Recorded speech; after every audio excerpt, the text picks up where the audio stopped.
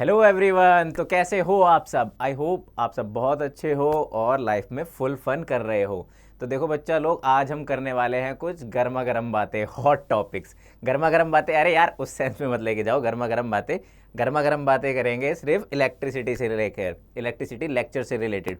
देखो बच्चों, जैसे आपको पता है मैं आपका अपना फिजिक्स बड़ी नितिन आर्य फ्रॉम एनसीईआरटी एक्सप्रेस चैनल आपके लिए लेके आता हूँ इलेक्ट्रिसिटी के लेक्चर सीरीज। और इस इलेक्ट्रिसिटी के लेक्चर सीरीज में आज हम क्या करने वाले हैं? गर्मा गर्म बातें। गर्मा गर्म बातें मीन्स अरे वैसे वाले नहीं, हीटिंग इफेक्ट ऑफ करंट।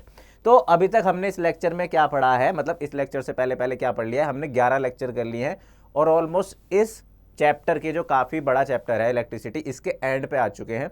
तो ये जो लेक्चर है लेक्चर नंबर 12, इसमें हम आपको क्या पढ़ाने वाले हैं? स्पेशली मैं आपको क्या बताने वाला हूँ कि हीटिंग इफेक्ट ऑफ इलेक्ट्रिसिटी क्या होता है। थोड़ा सा छोटा हो जाता हूँ आपके लिए ताकि आपको दिखे। देखो, हीटिंग इफेक्ट ऑफ इलेक्ट्रिसिटी बहुत ज़्यादा इंपॉर्टेंट चीज़ है। आप देखते हो कि जब भी कोई चीज़ें इलेक्ट्रिसिटी पास ऑन होती है तो थोड़ी सी गर्म हो जाती हैं। जैसे बहुत सारे एग्जांपल्स है आपके आसपास। आपका फ़ोन है, जब ज़्यादा यूज़ कर लेते हो या आप चार्जर लगा के भूल जाते हो तो थोड़ा हीटअप हो जाता है। लैपटॉप तो 100% सबका हीटअप होता ही होता है। तो उसके पीछे का फिजिक्स क्या है, उसके पीछे का साइंस क्या है, वो क्या प्रोसेस है, क्या फिजिकल फिनोमिना है, उस सबको पढ़ने के लिए चलिए आज का ये लेक्चर स्टार्ट करते हैं। काफ़ी इंटरेस्टिंग लेक्चर है, काफ़ी ब्रीफ टाइम में आपको बहुत ज़्यादा चीज़ इसमें पता चलने वाली है। उसी के साथ साथ ये काफ़ी इंपॉर्टेंट लेक्चर है। तो अभी आपको क्या करना है? पेन कॉपी लेके बैठ जाना है। जो मैं बताता जा रहा हूँ, जो मैं बोलता जा रहा हूँ, उसको लिखते चले जाना है और अपने सुंदर सुंदर नोट्स बनाने हैं। अगर आपने अभी तक मेरी नोट्स वाली वीडियो नहीं देखी है तो उसको देखिए कि नोट्स बनाने के क्या फ़ायदे हैं। और यार देखो, अब सबको पता है कि अप्रैल में पेपर हैं, बहुत कम टाइम बचा है, ज़्यादा टाइम नहीं बचा, तो फटाफट इस कोर्स को रैप अप करके फिर क्वेश्चन सीरीज स्टार्ट करते हैं। तो चलिए स्टार्ट करते हैं आज का लेक्चर नंबर 12, इलेक्ट्रिसिटी का हीटिंग इफेक्ट ऑफ करंट। गर्मा गर्म बातें। तो अब देखो करना क्या है इसमें, कि उससे पहले कि सबका बहुत बहुत धन्यवाद। जो हमारे नए नए सब्सक्राइबर्स हैं उनका बहुत बहुत थैंक यू। और जो सब्सक्राइबर है बच्चा, उन्होंने अब तक, यार तुमने ये जो हमारा टेलीग्राम का चैनल है उसको भी ज्वाइन करो। उसको ज्वाइन करने के बहुत सारे फायदे हैं। जो हमारी क्लास एनोटेशंस हैं वो मिलेंगी आपको, साथ ही साथ हमारे जो पीडीएफ नोट्स हैं, जो क्वेश्चन पेपर हम आपको फ्यूचर में कराने वाले हैं थोड़े ही टाइम में, वो मिलेंगे। और क्लास की टाइमिंग भी, डिटेल्स भी आपको मिलती रहेंगी कि कौन सी क्लास कब होने वाली है और या कौन सी क्लास आने वाली है नेक्स्ट। तो अभी तक मैंने आपको जैसे बताया 11 लेक्चर्स पढ़ा दिए हैं, उसमें क्वेश्चन सीरीज भी है। लास्ट वाले जो क्वेश्चन सीरीज मिलेगी आपको लेक्चर नंबर 11, वो काफ़ी इंपॉर्टेंट क्वेश्चन होने वाले और उन क्वेश्चंस में से आपको एक या एक से ज़्यादा क्वेश्चंस इस चैप्टर से आपको बोर्ड्स में मिल सकता है। तो वो काफ़ी इंपॉर्टेंट है, वो देखिए। इसी के साथ साथ अगर अभी तक आपने टेलीग्राम का चैनल ज्वाइन नहीं किया तो जाइए, सबसे पहले वीडियो को थोड़ा सा ब्रेक दीजिए और इसी के बीच में जाके हमारा जो डिस्क्रिप्शन लिंक में टेलीग्राम को ज्वाइन कीजिए। तो चलिए स्टार्ट करते हैं अपना लेक्चर, ज़्यादा टाइम ना वेस्ट करते हुए। देखो, आज का जो लेक्चर है काफ़ी इंपॉर्टेंट है, मैं अगेन बता रहा हूँ। तो जो भी मैं लिख रहा हूँ, जो भी मैं बता रहा हूँ, आपको समझना है। कहीं पे भी कोई दिक्कत आती है तो कमेंट करना है, एंड में अपने कमेंट्स देने, रिव्यूज़ देने, व्यूज़ देने कि आपका जो है कैसा समझ में आया, क्या आया।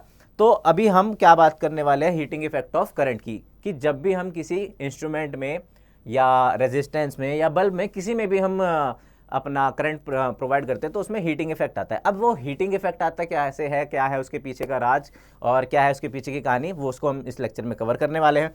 तो देखो, सबसे पहले हीटिंग इफेक्ट से हम जानते हैं कि पावर इन अ सर्किट, कि भाई हमारा जब सर्किट में इलेक्ट्रिक करंट जाता है तो पावर होता है। उस पावर से क्या होता है कि हीट एनर्जी जनरेट होती है और इस फिर हीट एनर्जी जनरेट होने से एक हमारा क्या बन के आता है? Joule heating effect. वो जो जूल हीटिंग इफेक्ट है अभी तो इंपॉर्टेंट है ही है, 12th में और ब्रॉड स्ट्रक्चर में इंपॉर्टेंट हो जाता है और उसके प्रैक्टिकल एप्लीकेशंस भी है। प्रैक्टिकल एप्लीकेशन मिलेंगे आपको नेक्स्ट लेक्चर में।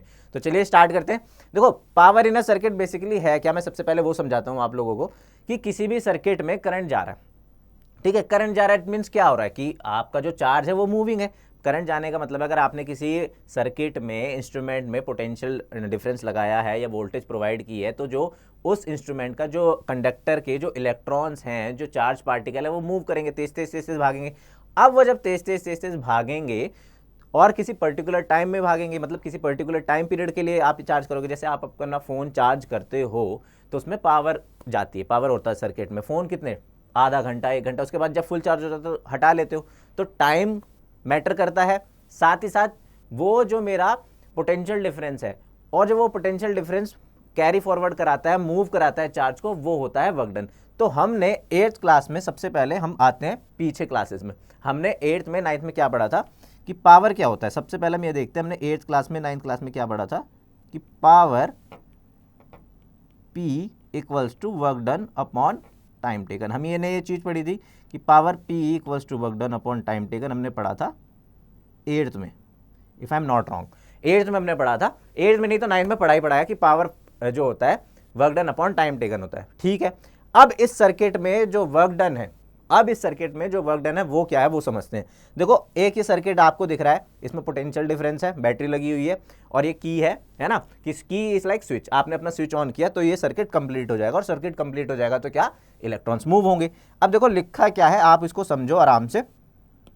इंपॉर्टेंट बातें हैं कि let t be the time, इससे नहीं पढ़ाते यार, हाँ, let t be the time during which a charge q flows across.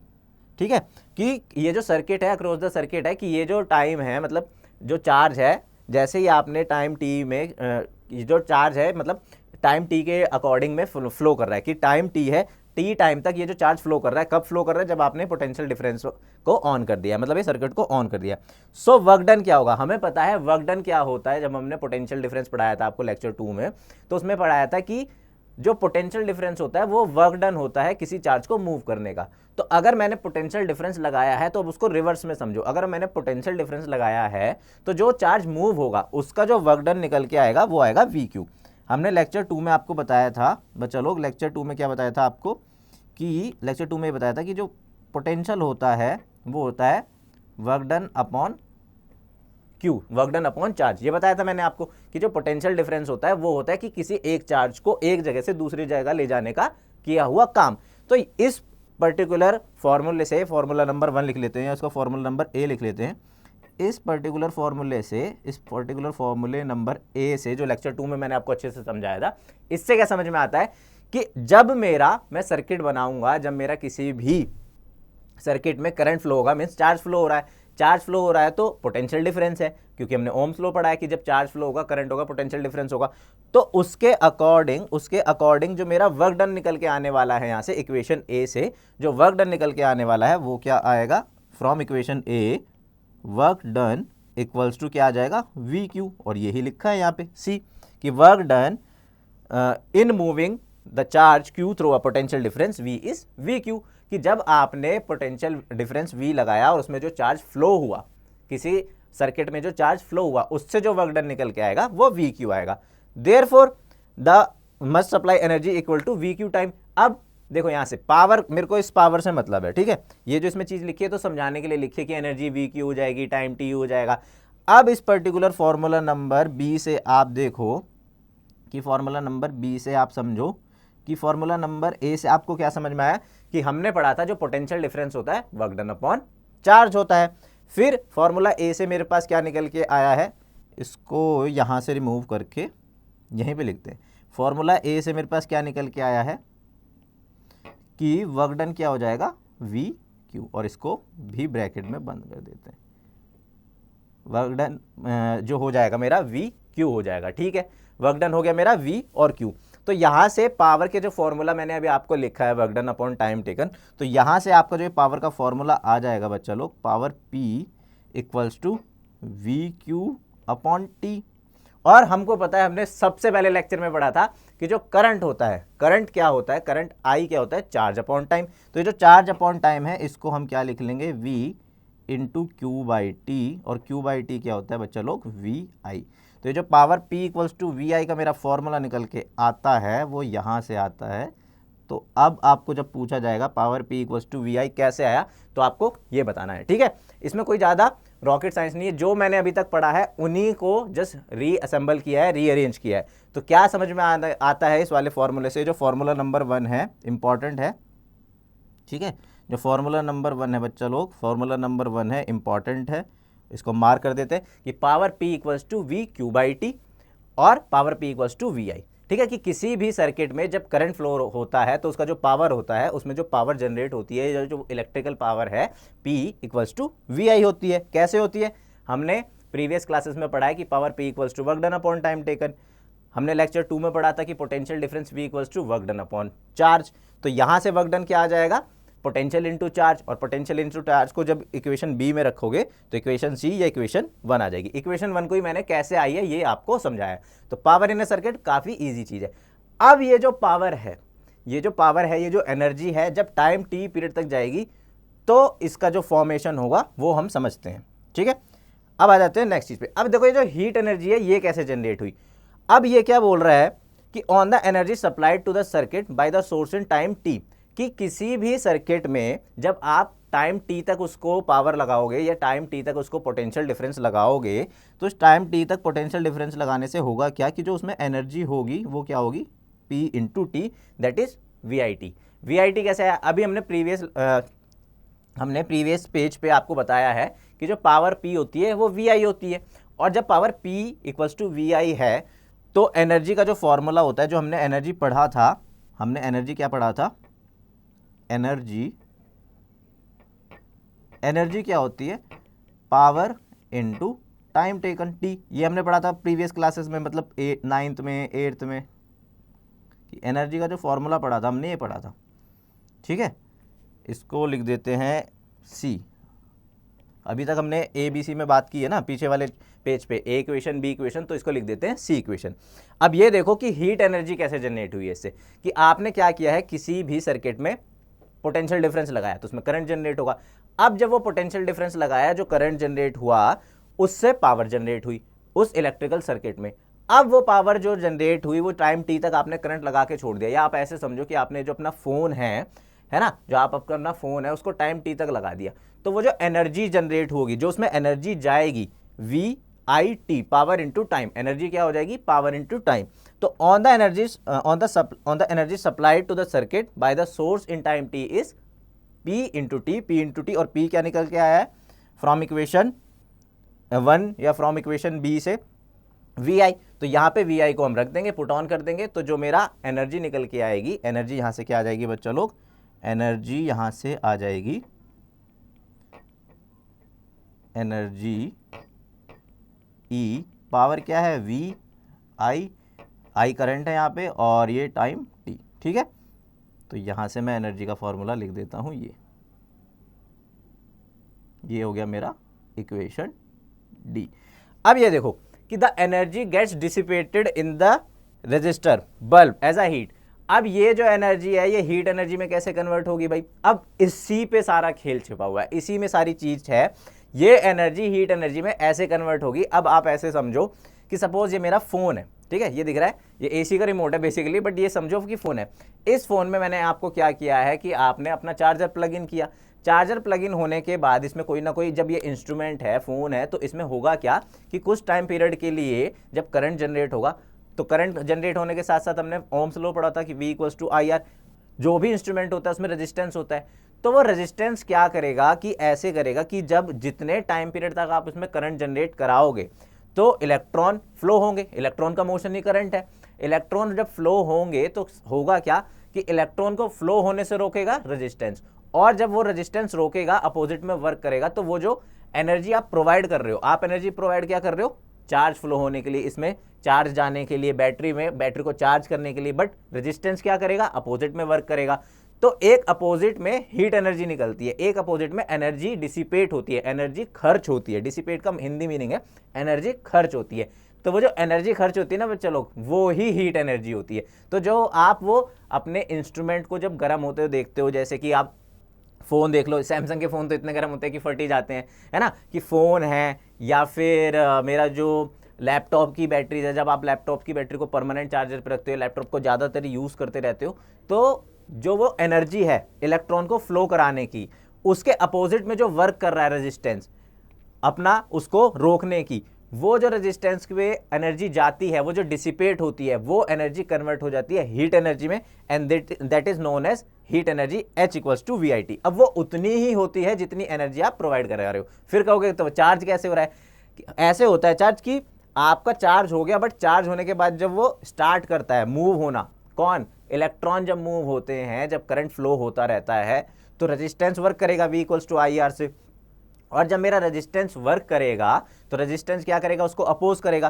तो जितनी अपने एनर्जी प्रोवाइड की है उतनी एनर्जी क्या होगी कि आधे से ज़्यादा वो कन्वर्ट हो जाएगी अपने यूज़ करने में इंस्ट्रूमेंट को, और कुछ एनर्जी हीट अप एनर्जी में हो जाएगी, कुछ एनर्जी हीट में कन्वर्ट हो जाएगी। और उसी फिनोमिनन को हम बोलते हैं heating effect of current.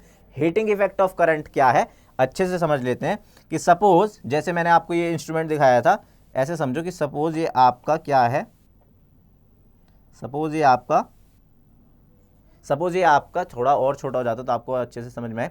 Suppose ये आपका है मेरा कोई इंस्ट्रूमेंट, ये जो रेक्टेंगल फॉर्म है। अब इंस्ट्रूमेंट में आपने इसने क्या लगाया, इस इंस्ट्रूमेंट में आपने अपना चार्ज प्लग इन कर दिया। सपोज ये आपने ऐसे अपना चार्ज प्लग इन कर दिया, मीन्स एक सिंपल पोटेंशियल डिफरेंस लगाया है, ठीक है। ये आपने ऐसा पोटेंशियल डिफरेंस लगा दिया है इसमें। अब इसमें जो इलेक्ट्रॉन है, हमने पढ़ा है कि ये जो इंस्ट्रूमेंट है इसमें क्या होता है, इलेक्ट्रॉन प्रोटॉन होते हैं। इसमें जो छोटे छोटे इलेक्ट्रॉन्स हैं, ये जो इसमें छोटे छोटे इलेक्ट्रॉन्स हैं, ये मेरा पॉजिटिव है, ये मेरा नेगेटिव है। तो होगा क्या कि इलेक्ट्रॉन्स पॉजिटिव की तरफ मूव होंगे, हमको पता है जो इलेक्ट्रॉन्स हैं वो पॉजिटिव की तरफ मूव होंगे। अब इस मूवमेंट के हम बोलते हैं इलेक्ट्रॉन का फ्लो, इलेक्ट्रॉन के फ्लो को हम क्या बोलते हैं, करंट। अब सपोज आप ऐसे समझो कि ये जो एनर्जी डिसिपेट हो रही है VIT, पोटेंशियल डिफरेंस लगाया आपने V, ठीक है। ये टाइम t तक आपने करंट चलाया, या आप टाइम t तक आपने क्या किया, इस स्विच को ऑन रखा, कि इसमें एक स्विच है, इस स्विच को ऑन रखा आपने टाइम t तक। तो जो एनर्जी डिसिपेट होती है, जो एनर्जी डिसिपेट होगी मीन्स खर्च होगी, वो एनर्जी कैसे खर्च होगी, in the form of heat, and that is known as heat energy H equals to VIT। जैसे कि आप समझ रहे हो, पढ़ रहे हो, लिख रहे हो, इसमें आपको देखने को मिल रहा है कि this energy gets dissipated in the resistor bulb, कि ये जो इंस्ट्रूमेंट है, ये मैंने आपको अभी रिमोट बना के दिखाया है या मोबाइल बना के दिखाया, इस वाले डायग्राम की बात हुई है कि जो हीट एनर्जी है डिसिपेट हो रही है रजिस्टर में, बल्ब में। ऐसे समझो कि आपने स्विच ऑन किया, स्विच ऑन करने के बाद करंट का फ्लो हुआ, करंट फ्लो होने के साथ साथ क्या हो रहा है कि जो इसके वायर के रेजिस्टेंस है, जो वायर के इलेक्ट्रॉन्स है, जब वो मूव होंगे, कोलिजन होगा, तो वो रेजिस्टेंस अपोज करेंगे। और जब रेजिस्टेंस अपोज करेंगे, तो मैंने आपको रेजिस्टेंस के लेक्चर में, रेजिस्टेंस के ओरिजिन के लेक्चर में समझाया था अच्छे से कि जो रेजिस्टेंस जनरेट होता है वो कोलिजन ऑफ इलेक्ट्रॉन से होता है, कि आपस में जब टकराएंगे तो एक हीट एनर्जी जनरेट होगी, और वो हीट एनर्जी को हम क्या बोलते हैं, heating effect of electric current, और heat energy equals to VIT। तो ये जो फॉर्मूला नंबर 2 है, ये काफ़ी इंपॉर्टेंट फॉर्मूला है, इससे सीधे सीधे आपके क्वेश्चंस पूछे जाते हैं, सीधे सीधे आपके एग्जाम में ये क्वेश्चन मिलेगा कि what is the heat energy या what is heating effect of electric current and derive its formula. तो मैंने आपको डिराइव फॉर्मूला करके दिखा दिया है कि कैसे डिराइव करना है। सबसे पहले आप पावर का कंसेप्ट समझाओगे, power equals to work done upon time taken. अगर किसी सर्किट में करंट फ्लो हो रहा है तो इट मीन्स उसका जो पावर है वो VI है, V equals to potential difference, I equals to current, और वो टाइम t तक लग रहा है, या वो टाइम t तक उसको मैंने ऑन करके रखा है। तो जो एनर्जी डिसिपेट होगी, power into time, power into time means VIT, and that dissipate energy is known as heat energy या हीटिंग इफेक्ट ऑफ करंट। तो वो हमें समझना है, ठीक है। अब आ जाते हैं अपने नेक्स्ट पे कि जूल्स लॉ ऑफ हीटिंग क्या बोलता है। कि अब ये जो मैंने इक्वेशन 2 है, इक्वेशन 2 में अगर मैंने ओम्स लॉ यूज करा, तो ओम्स लॉ क्या था, एक बार और अच्छे से पढ़ लेते हैं कि ओम्स लॉ क्या बताता है हमको, कि ओम्स लॉ बताता है V इक्वल्स टू IR। ये मैंने आपको बताया था कि अकॉर्डिंग टू ओम्स लॉ, ये बताया क्या था कि ये तो आपको पता ही होना चाहिए। अगर ये भी नहीं पता अभी तक, तो आप जो प्रीवियस लेक्चर्स हैं एक बार दोबारा से उनको अच्छे से देख लो, बहुत कम टाइम में आपको बहुत सारी नॉलेज इंफॉर्मेशन मिल जाएगी।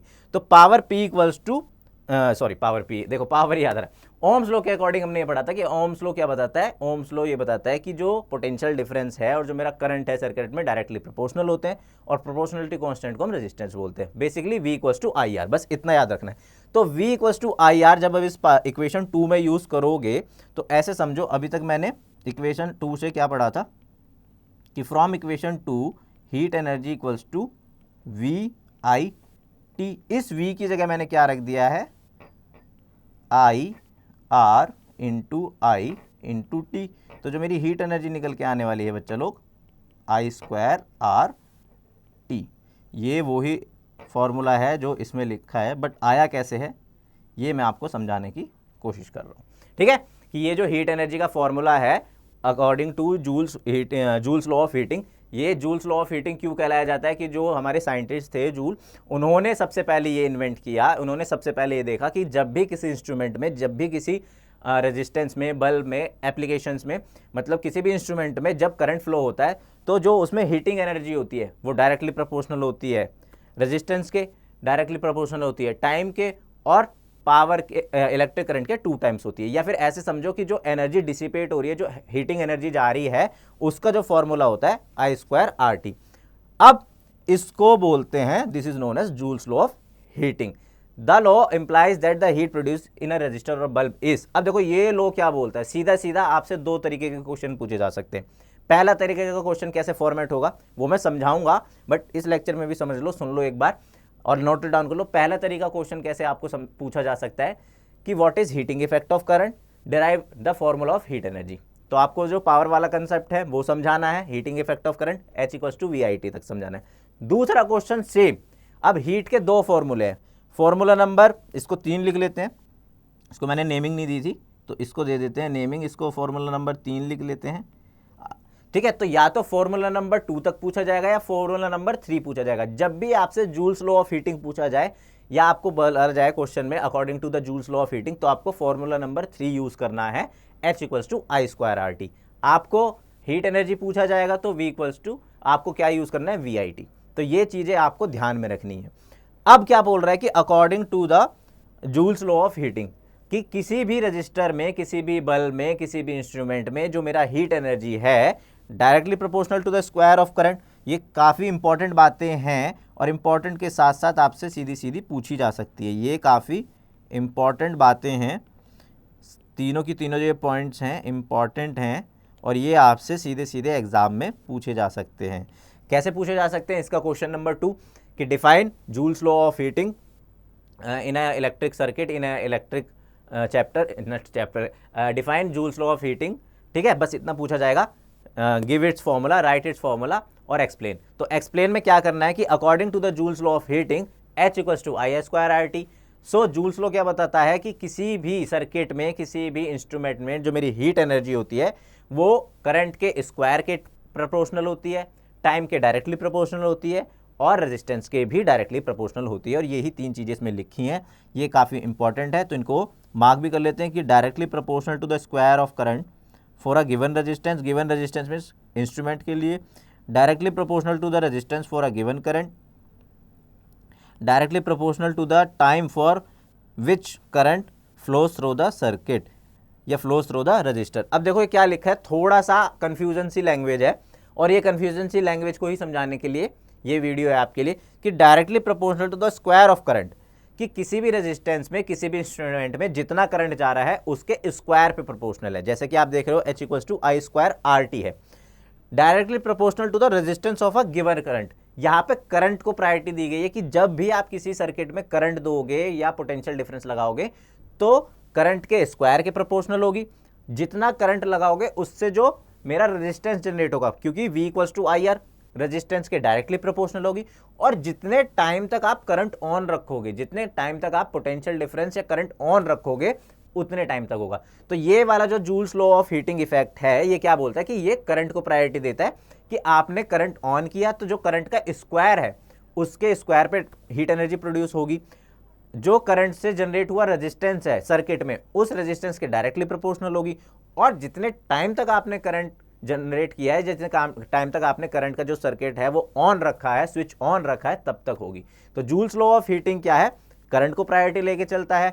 Heating effect of electric energy power और पोटेंशियल डिफरेंस को प्रायोरिटी लेके चलती है। तो ये थोड़े थोड़े चेंजेस हैं और इस तरह के आपको 2 क्वेश्चन मिलेंगे। तो अभी के लिए मैं क्या करता हूं, अभी के लिए आपको देखो एक बार बता देता हूं इस लेक्चर में हमने क्या क्या पढ़ा है फटाफट। इस लेक्चर में बच्चा लोग हमने क्या पढ़ा है, सबसे पहले पावर, कि पावर क्या होती है, work done upon time taken, और वर्क डन क्या होता है, पोटेंशियल डिफरेंस इनटू चार्ज। तो उस फॉर्मूले के यूज करते हुए power P= work done upon time taken, power V/Q/T, और Q/T क्या होता है बच्चा लोग, करंट I। तो सीधा सीधा फॉर्मूले आ गए मेरे पास, पावर P= V/Q/T और VI। फिर इसको यूज करते हुए कि अगर किसी सर्किट में, या सिंपली एनर्जी का हम फॉर्मूला पढ़ते हैं 8th में, energy equals to power into time.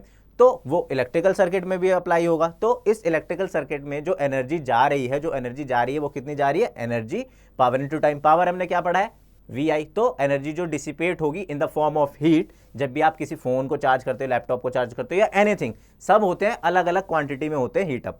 Phone और जो लैपटॉप है वो थोड़ा ज्यादा होते हैं। हीट भी क्यों होते हैं, क्योंकि जब आप करंट प्रोड्यूस करते हो या करंट जनरेट करते हो, करंट ऑन करते हो किसी इंस्ट्रूमेंट में, सर्किट में, तो जो उसका रेजिस्टेंस है उसमें जो इलेक्ट्रॉन्स का मोशन है वो कोलिजन ज्यादा होता है, और वो कोलिजन ज्यादा होने से हीट अप एनर्जी होती है। तो जो हीट एनर्जी है VIT, इस हीट एनर्जी से क्या निकल के आता है, Joule's law of heating effect, कि जो हीट एनर्जी है VIT, अगर मैं उसको according to Ohm's law V को रख दूं IR, तो जो Joule's law of heating effect का जो फॉर्मूला आएगा H = IR²RT, I का स्क्वायर R × T। और ये फॉर्मूला जो है काफी इंपॉर्टेंट है। ठीक है बच्चों लोग, तो ये फॉर्मूला क्या है, बैक हो जाते हैं, ये फॉर्मूला क्या है, काफी इंपॉर्टेंट है। ठीक है, तो इसको क्या करना है, अभी आपको इस पूरे लेक्चर को देखना है, आपके माइंड में जो भी क्वेश्चंस आते हैं वो पूछने कमेंट डाउन में। इसी के साथ साथ देखो, आपको हमारा ये जो टेलीग्राम का चैनल है इसको ज्वाइन करना है। इसको ज्वाइन करने के कई सारे फायदे, जैसे मैंने आपको बताया, सबसे पहला क्या मिलेगा, डेली क्लास शेड्यूल मिलेगा, जो मैंने आपको स्टार्टिंग में बता दिया था, स्टडी मटेरियल मिलेगा प्रॉपर, और DPPs क्या है, डेली प्रैक्टिस पेपर मिलेंगे, जब हम प्रैक्टिस पेपर कराएंगे आपको जस्ट कोर्स खत्म होने के बाद, और क्लास एनोटेशंस क्या है, ये जो मैंने लिख के आपको समझाया है कि क्या इंपॉर्टेंट है, क्या कैसे होता है, ये सारी की सारी चीज़ें मिलेंगी आपको।